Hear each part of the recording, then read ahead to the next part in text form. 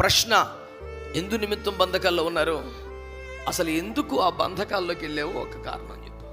సువార్త నిమిత్తమా, ప్రభు నిమిత్తమా, సాక్ష్యం నిమిత్తమా, సిగ్గుమాలిన లోపభూయిష్ట పాపిష్టి బలహీనతల నిమిత్తమా? దేవుని రాజ్య మార్గమును ప్రజల ముందర పారించి దెబ్బలు తింటే సంతోషపడిపోతాడు దేవుడు. రామగుండంలో సురేష్ అయ్యర్ మందిరంలో వేదిక మీద వాడబడుతూ ఉండగా అప్పటికప్పుడు అసూగా ఈ పరిస్థితులు ఏంటి? ఇంకా బలమైన అభిషేకం కావాలి. తరచుగా పనులు చేసుకుంటున్న వారి మీద, పొలములో ఉన్న వారి మీద, ఇళ్లలో ఉన్న ఒంటరి ఆడవాళ్ళ మీద దాడి చేస్తూ, చంపేవారిని చంపుతూ, చెరిచేవారిని చెతుకుతూ, బలాత్కరించేవారిని బలాత్కరిస్తూ చెలరేగిపోతున్న పాపిష్టి దుర్మార్గ వికృత చేష్ట. సురేష్ అయ్య గారి ఫేమస్ డైలాగ్ కూడా చెప్తాను మీకు. దావీదు ఒకప్పుడు భయంకరంగా ఏడ్చాడు, అయ్యో అయ్యో బలాఢ్యులు కూలిపోయారు. మాత్రం ఆలస్యం జరగకూడదని వేగంగా హాస్పిటల్కి తరలిస్తూ ఉంటే ఆ అంబులెన్స్కి యాక్సిడెంట్ అయితే లోపల పరిస్థితి ఏంటి? నీ ఖరీదును బట్టి కాదురా. అంబులెన్స్ అన్న ఒక పదాన్ని బట్టి పెద్ద పెద్ద కార్లు పక్కకు జరిగి నీకు చోటిచ్చినాయి. నేను మనిషినేగా, నేను రక్త మాంసాలు ఉన్నానుగా, ఇంకా సిగ్గుమాలి మాట్లాడితే నేను ఉప్పు కారం తిన్నానుగా, ఇలాంటి గతిమేళ్ళ బుద్ధి పాపిష్టి వాగుడు వాగితే మరి ఇంకెందుకు రాను అంబులెన్స్? నీకు అభ్యంతరం రాకూడదు, నీకు ఆటంకం రాకూడదు, నీకు ఎవడు అడ్డు రాకూడదు, రెడ్ సిగ్నల్ కూడా తీసి పడేయాలని నీ మీద చట్టం ఉంది. నువ్వు ఎలా పని చేయాలి దేవుని కోసం? ఎలా పరిగెత్తాలి దేవుని కోసం? అడిగి ఏమీ లేదు రా బొట్టి మీద మనం దేశాన్ని మోస్తున్నాం గుండెల మీద. ఎలా ఉండాలి నువ్వు? ఒక్కొక్కని కాల్చుతూ, కరిగిస్తూ, మండిస్తూ నీ దాకా వచ్చాక నీ దగ్గర ఆగిపోయిందండి. నేను దేని నిమిత్తము సంఖ్యలలో ఉన్నాను? దైవజనుడు అపోస్తులైన పౌలు బంధకాల్లో ఉన్నాడు, సంఖ్యలలో ఉన్నాడు. నిజానికి పౌలు రాసిన లేఖలలో చాలా లేఖలు జైల్లో, చెరసాలలో ఉండి రాసినవే.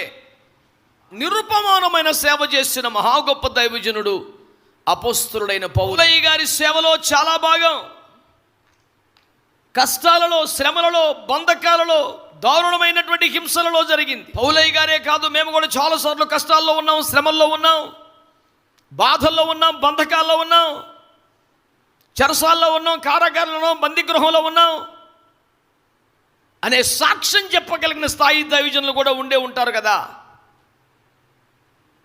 నా ప్రశ్న ఏమిటంటే, సూటిగా అందరికీ, చిన్నవాళ్ళు పెద్దవాళ్ళు వ్యత్యాసం లేకుండా అందరికీ సూటిగా, ప్రభు పాద సేవకుడిగా, మీకు వాక్యం ద్వారా పరిచయం చేసే అవకాశం పొందిన దైవజనుడిగా నేను అడుగుతున్నాను, సంధిస్తున్నాను. ఆ ప్రశ్న ఏమనగా, పౌలు గారు సువార్త నిమిత్తం బంధకాల్లో ఉన్నాడు. దైవజనులందరూ ఆ రీతిగా శ్రమపడిన వారే. నా ప్రశ్న, మీరు దేని నిమిత్తము బంధకములో ఉన్నారు? మీ శ్రమ, మీ కష్టం, మీ సంఖ్యలు, మీ బంధకాలు, ప్రతిబంధకాలు, అవరోధాలు, ఆటంకాలు, అభ్యంతరాలు అన్నీ కూడా మిమ్మల్ని కట్టిపారేసి ఎక్కడికక్కడ కాలు మెదపకుండా చేసేస్తున్నాయి కదా.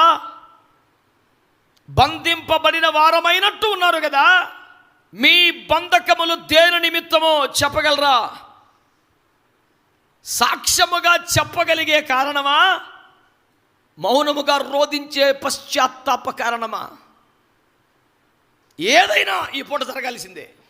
మీరు బంధకములో ఉన్నారా? మీరును బంధింపబడి ఉన్నారా? మీ స్వేచ్ఛ హరింపబడిందా? మీకు స్వాతంత్రం లేకుండా అయిపోయిందా? అడుగడుగున ప్రతిబంధకాలు ఏర్పడుతున్నాయా? బందీగృహములో మీరు నెట్టివేయబడిన స్థితిలో ఉన్నారా? స్వేచ్ఛ స్వాతంత్రాలు లేని బంధకములో మీరు మూయబడిన తలుపుల మధ్య, కట్టబడిన ప్రాకారముల మధ్య, పరిమితమైన పరిస్థితుల మధ్య, రెక్కలు తెగినటువంటి పక్షి వలె, తోక తెగిన గాలి పటం వలె సేవ చేస్తున్నట్లుగా బాధపడుతున్నారా? ఇవన్నీ నిజమే అయితే ప్రశ్న, ఎందు నిమిత్తం బంధకాల్లో ఉన్నారు? పౌలు గారు అంటాడు, దేని నిమిత్తము నేను బంధకాల్లో ఉన్నాను? ఆ సువార్త నిమిత్తము అంటూ ఓ ఖరీదైన కారణాన్ని సగర్వంగా చెప్పగలుగుతున్నాడు. నీవు కూడా చెప్తావా సాక్ష్యం? మరి పూట దేవుని నిమిత్తమే, దేవుని పని నిమిత్తమే, ఫలాని కార్యం నిమిత్తమే నేను బంధకాల్లో ఉన్నాను. కొన్ని తరములను దేవుని కొరకు ఆత్మలో రేపగలిగిన సాక్ష్యం అనేది, చుట్టూ ఉన్నవారు కూడా బాధతో గుండెలు బాదుకొని ఏడ్చే కారణం అనేది. నీ విషయమై పరిశుద్ధులు భారముతో ఏడుస్తున్నారా? బాధతో ఏడుస్తున్నారా? నువ్వు దేని నిమిత్తం బంధింపబడ్డావు? అది కావాలి. సువార్త నిమిత్తమా, ప్రభు నిమిత్తమా, సాక్ష్యం నిమిత్తమా, అభిషేకం నిమిత్తమా, ఆత్మల నిమిత్తమా, దేవుని రాజ్యం నిమిత్తమా, సిగ్గుమలన లోపము ఇష్ట పాపిష్టి బలహీనతల నిమిత్తమా? న్యాయాధిపతుల గ్రంథంలో న్యాయంగానే పలుమార్లు బంధించబడ్డాడు సంసోను అనే న్యాయాధిపతి.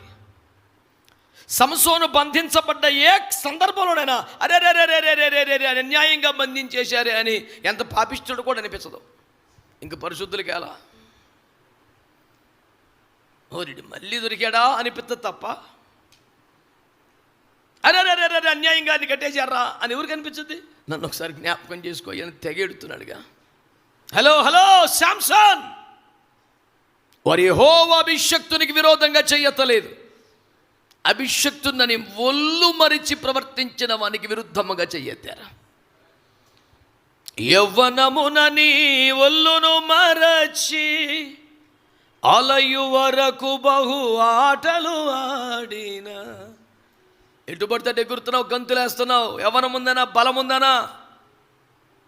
నిలువదు యౌవనము శాశ్వత కాలము, మోక్షము నాకు రాది మంటి దేహము, మనిషి మరువకు మంటివి నీవని, మోసపోకు ఈ మాయలో మై మరచి, మరలక తప్పదు మరలా మంటికి, మనిషి మరువకు మంటివి నీ.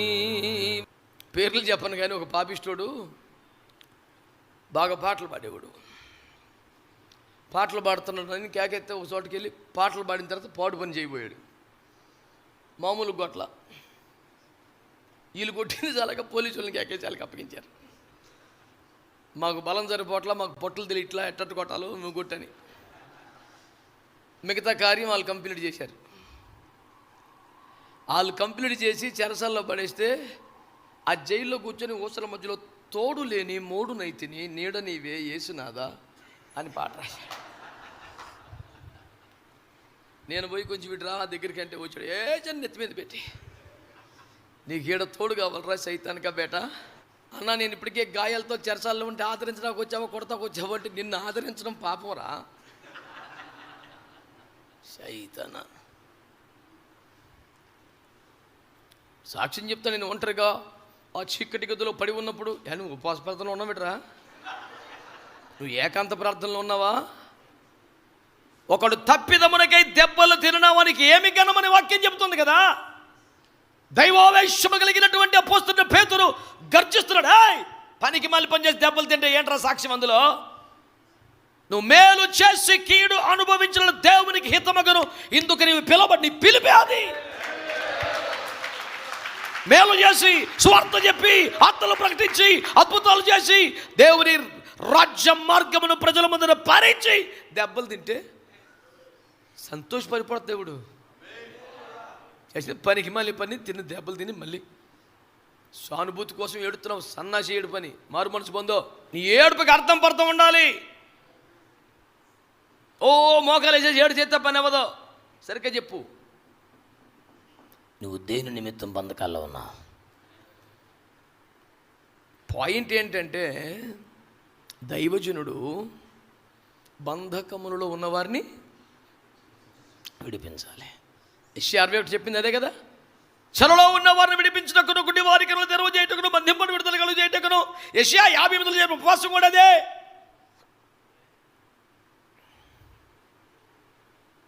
మోషే వంటి దైవజనుడు దేవుడు లేపుకున్న కారణం కూడా బానిసత్తుల వారిని విడిపించడమే. The very reason of the anointed man of God to work in this world is to break the chains of the devil, to bring out the people from the bondages of the devil to the freedom. సాతాను కట్టిన సంఖ్యల నుండి, కట్ల నుండి ప్రజలను విమోచించి వారికి స్వేచ్ఛ స్వాతంత్ర్యాలు కల్పించుటకే ఉద్దేశించబడినవాడు దైవజనుడు. జనములను విడిపించబడవలసిన నీవే బంధకాల్లో ఉంటే అలా అనేది కదా దరిద్రం. అసలు ఇప్పుడు సమస్య అది. న్యాయాధిపతి గ్రంథంలో చెట్లు ఉన్నాయి కదా, 9వ అధ్యాయంలో చెట్లు తెలుసా మీకు? ఏంటయ్యి?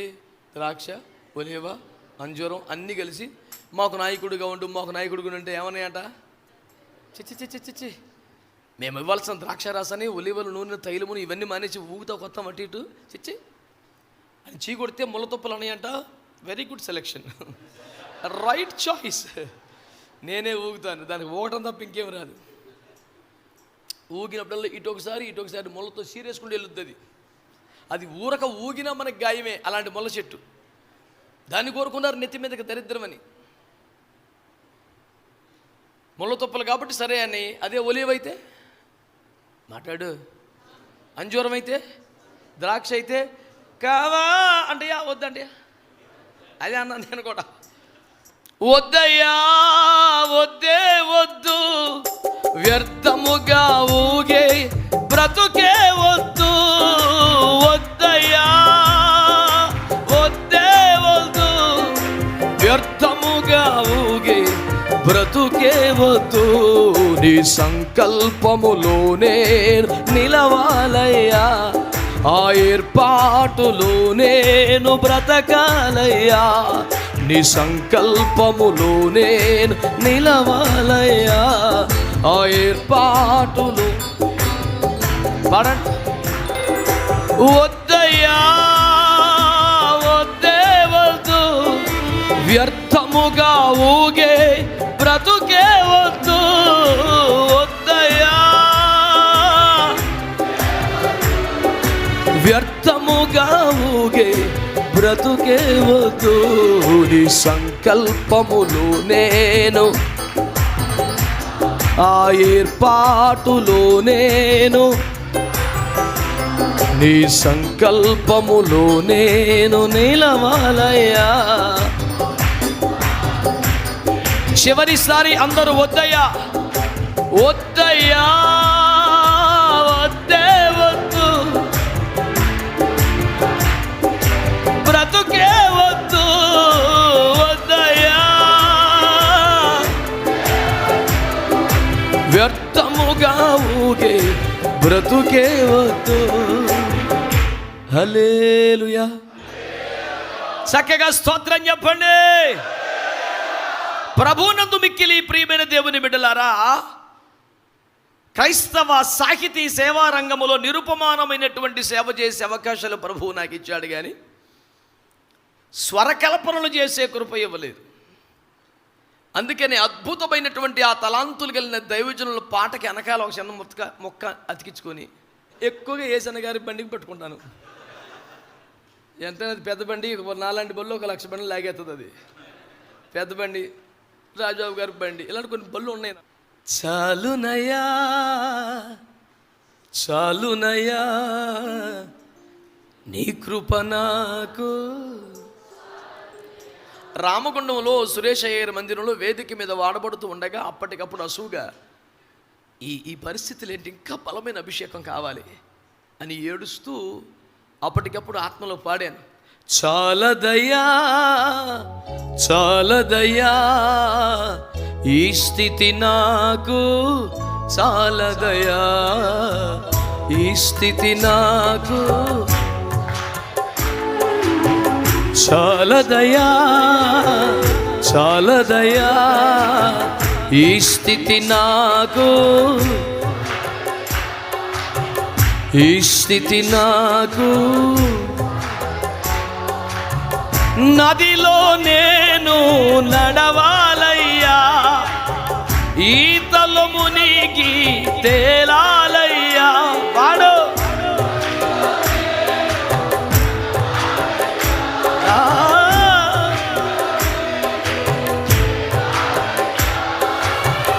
ఈతలు మునిగి ఫలములనిచ్చి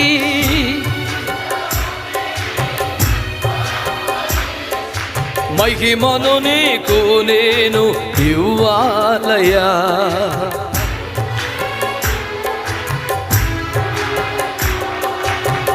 చాలదయ్యా ఈ స్థితి నాకు, చాలదయ్యా ఈ స్థితి నాకు, చాలదయ్యా.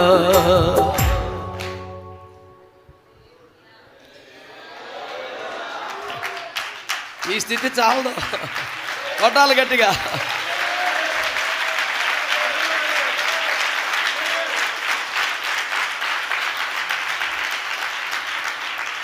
ఆ స్థితి చాలదు అనుకుంటే దానికి రీజను స్తుతి చాలలేదు అని. స్తుతి పెంచుకుంటే పెరుగుతాయి ఆటోమేటిక్గా. అందుకని అసలు ఉపదేశం గొడవ లేకుండా రాత్రి అంతా స్తుతి రండి. మీరు వస్తా 10 మందిని తెస్తా, గిలక తప్పెట, కంజర, తాళం మేళం అన్నీ తెచ్చుకోండి, ఏసు రక్తం ఇచ్చేయి. మా తమ్ముడు వాళ్ళు ఇద్దరిని మించిపోయి మనం వాయించాలా 10 తంతుల సితార. హల్లెలూయా. బిడ్డలారా, దేవుని వాక్యముని మీరు ఆలోచన చేస్తే నా పాయింట్ ఒకటే, దేని నిమిత్తం నువ్వు బంధకాల్లో ఉన్నావు? అతడు పుట్టినది మొదలుకొని ఫిలిష్తీయుల చేతిలో నుండి ఇశ్రాయేలీయులను రక్షింప మొదలు పెట్టును అనేది కదా వాగ్దానం, అనేది కదా పరిచర్య, అనేది కదా పిలుపు, అనేది కదా ఏర్పాటు, అనేదే కదా అభిషేకం. For he had no other reason. ఇంకో కారణమే లేదు ఆయనకి. తరచుగా పనులు చేసుకుంటున్న వారి మీద, పొలములో ఉన్న వారి మీద, ఇళ్లలో ఉన్న ఒంటరి ఆడవాళ్ళ మీద దాడి చేస్తూ, చంపేవారిని చంపుతూ, చెరిచేవారిని చెతుకుతూ, బలాత్కరించేవారిని బలాత్కరిస్తూ చెలరేగిపోతున్న పాపిష్టి దుర్మార్గ వికృత చేష్టల ఫిలిష్తీయులను బంధించడానికి, వారి చెరలో బందీలుగా ఉన్న వారిని విడిపించడానికి దేవుడు శాంసన్ని పుట్టించుకున్నాడు. కారణమే అది కదా. ఇప్పుడు నువ్వు అంటున్నావా నా పుట్టుకకు అసలు కారణమే లేదని? ఉన్నాడు ఎవడైనా అంటాడు? సురేష్ గారి ఫేమస్ డైలాగ్ కూడా చెప్తాను మీకు. లైట్ ఉందంటే వెలుగు ఇవ్వాలి, ఫ్యాన్ ఉందంటే గాలి ఇవ్వాలి. మరి నువ్వు ఉన్నావంటే ఏం చేయాలి? అంటే కూర్చొని చూస్తావే. పనికి మాలిన చీపురికి కూడా అవసరం అయితే ఓ పర్పస్ ఉందా లేదా? చెప్పండి. నీకేమి లేదా? నీకేమి లేదా? ఫిలిష్తీయుల కబంధ హస్తములోంచి దేవుని ప్రజలను విడిపించడానికి పుట్టించబడ్డాడు శాంసన్. అరే, బందీలుగా ఉన్న వారిని విడిపించడానికే నియమించబడితే నీవే బంధకాల్లోకి వెళ్ళిపోతేలాగా? ప్రేమ లేని ఆశల లోకములో నుండి ప్రజలను స్వచ్ఛమైన దైవ ప్రేమలోకి నడిపించవలసిన నీవే ఆశల్లో ఉండేలాగా? బలహీనతలమయమైన పాపిష్టి మానవ ఈ ప్రసహనములో వచ్చి బలమైన దేవుని రాజ్య పౌరులుగా చేయవలసిన నీవే బలహీనతల్లో కొట్టుమిట్టాడితే ఎలా?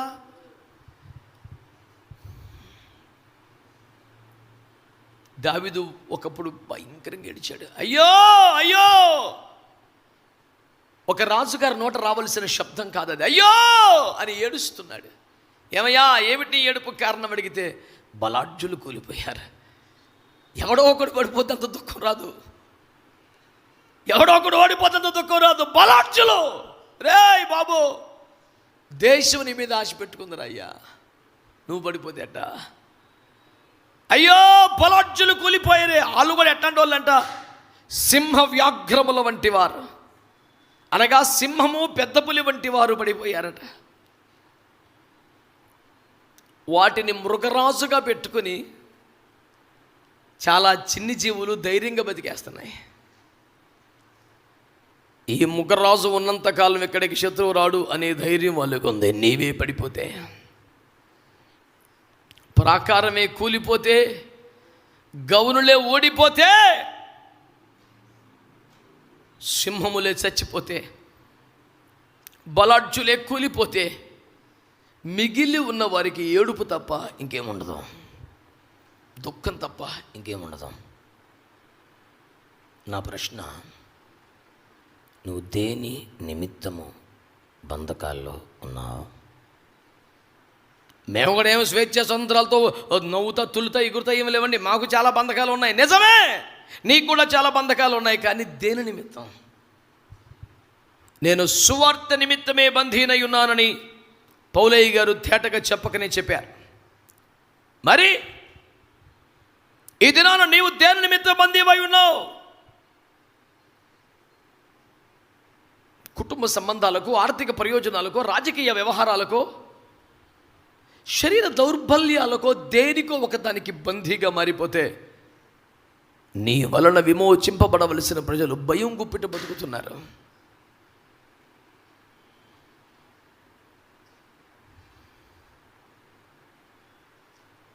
ఎవడైనా వచ్చి ఏయ్ చంపేస్తాను కొట్టేస్తా అంటూ మనల్ని ఇబ్బంది పెడతాడు అనుకో, ఏంటి పిచ్చి పిచ్చేసేలా వేస్తున్నావు, మా నాన్నగారు వచ్చారంటే నేను చంపేస్తారు అని ధైర్యంగా మనం చెప్తాం. ఇప్పుడు ఆ నాన్నగారిని ఆడు బంధించేసి ఉంటే ఆల్రెడీ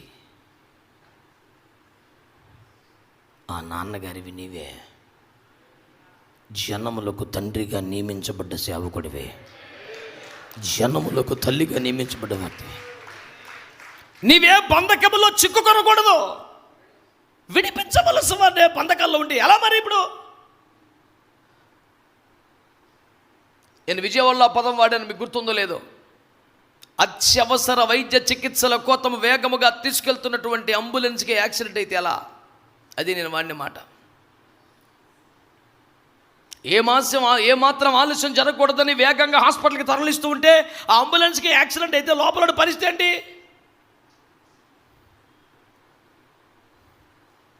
నీ ఖరీదును బట్టి కాదురా, అంబులెన్స్ అన్న ఒక పదాన్ని బట్టి పెద్ద పెద్ద కార్లు పక్కకు జరిగి నీకు చోటిచ్చినాయి. ఈ సమాజంలో నీకు వచ్చిన గౌరవానికి కారణం చదువా, ఇంకొకట నీవు చేస్తున్న పని విలువైనదని నీకు ఆ గౌరవం వచ్చింది. కాపాడుకోవాలిగా. ఎప్పుడు ఎక్కడ యాక్సిడెంట్ అయినా క్షణాల్లో వాలిపోయి పేషెంట్ను అత్యవసర చికిత్స విభాగానికి తరలించవలసిన అంబులెన్స్కి యాక్సిడెంట్ అయితే ఎంత ప్రమాదం. అన్ని కార్లకి అవుతుంది, దీనికి కూడా అయ్యిద్ది అన్నట్టు తీసుకోలేము. ఎన్ని కార్లకైనా ఆ గాయపడ్డ వారిని బతికించాల్సిన బాధ్యత కలిగిన వాహనం ఇది. మిగతా వాటికైనట్టు దీనికి అవ్వకూడదు. నేను మనిషినేగా, నేను రక్త మాంసంలో ఉన్నానుగా, ఇంకా సిగ్గుమాలి మాట్లాడితే నేను ఉప్పు కారం తిన్నానుగా, ఇలాంటి గతిమేళ్ళ బుద్ధి నేను పాపిష్టి వాగుడు వాగితే మరి ఇంకెందుకు రా నువ్వు అంబులెన్సు? నువ్వు కోత కొట్టగానే అందరు ఎందుకు జరగాల? ఎమ్మెల్యేలు ఎంపీలు కూడా జరగాల అవసరమైతే. అయ్యో నేనెంత పడినాడే, నా కోసం మీరు జరగొద్దండి, మీరు అందరూ వెళ్ళండి, వెనకాల తగలబడతావా? నీకు అభ్యంతరం రాకూడదు, నీకు ఆటంకం రాకూడదు, నీకు ఎవడు అడ్డు రాకూడదు, రెడ్ సిగ్నల్ కూడా తీసి పడేయాలని నీ మీద చట్టం ఉంది. నువ్వు ఎలా పని చేయాలి దేవుని కోసం, ఎలా పరిగెత్తాలి దేవుని కోసం. నీలాంటి వాడు అంత సామాన్యంగా బంధకాల్లోకి వెళ్ళకూడదు. డ్రైవర్స్ అడగండి, మీకు చెప్తారు. హెవీ లోడెడ్ ట్రక్ డ్రైవ్ చేస్తున్నవాడు ఎదురుకుండా ఏదైనా వస్తే ఇమ్మీడియట్గా దిగిపోవడం, స్లో స్టడీ అంతే, దిగడాడు. 20-30 టన్నులు మేదేసుకుని సర్రమని పక్క దిగాడు అనుకో, ఇక ఎక్కదది.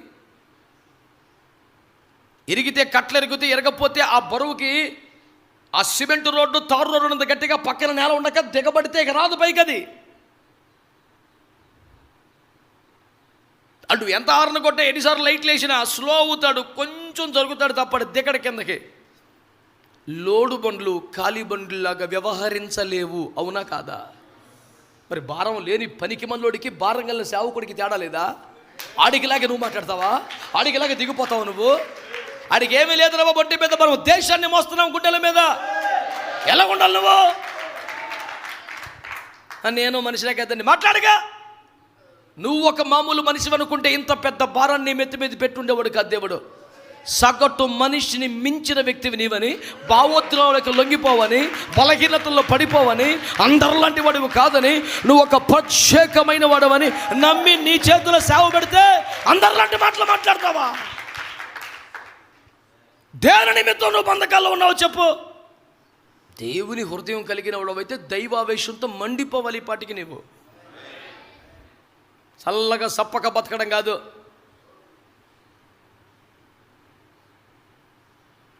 సిల్క్ వైర్ కాదు, 720 వైర్లు కలిపినా సరే చెక్కలో కరెంట్ రాదు. దాని లక్షణమే అది. విద్యుదావేశానికి, తరంగాలకి వాహకంగా, సాధనంగా మారలేదు అది. జనించినటువంటి శక్తిని కానీ, ప్రసరింపబడుతున్న ప్రభావాన్ని కానీ తన దాకా వచ్చేదాకా రానిచ్చి ఆపేసద్ది అది. అట్ట బతకూడదు ఎవడో కూడా. పరలోకం తెరవబడింది, ఆకాశం తెరవబడింది, ప్రభావం దిగి వచ్చింది, మహిమ దిగి వచ్చింది, అభిషేకం దిగి వచ్చింది.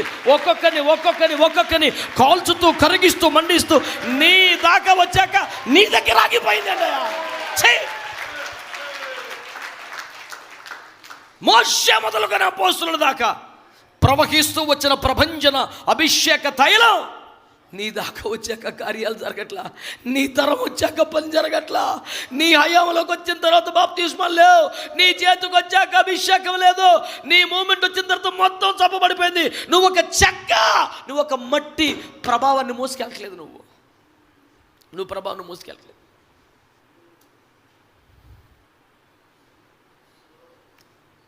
శక్తిని సరఫరా చేసే ఒక తీగలాగా మారిపోవాలి.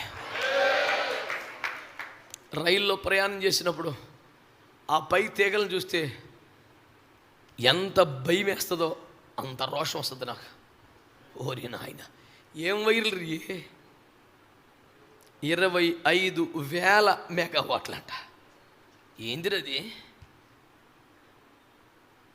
25,000 వాట్స్, మెగావాట్స్.